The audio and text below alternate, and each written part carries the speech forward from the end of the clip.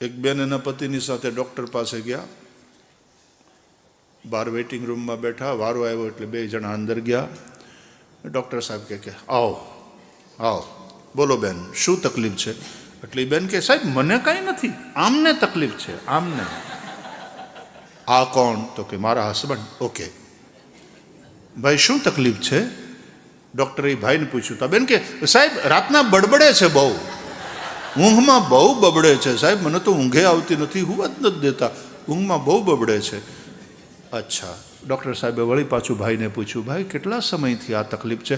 સાહેબ હું પરણીને આવી અને એ પછી 1 મહિનામાં 1 વર્ષમાં ચાલુ થઈ, આટલા વર્ષ થઈ ગયા, બહુ બબડે બહુ બબડે.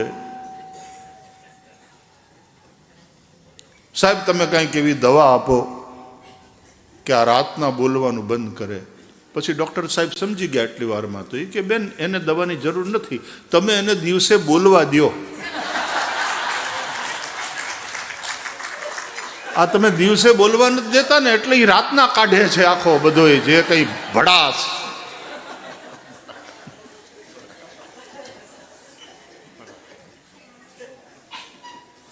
ત્યાં તો ઓલો આમ ખીલી ગયો. Exactly sir, thank you sir, thank you.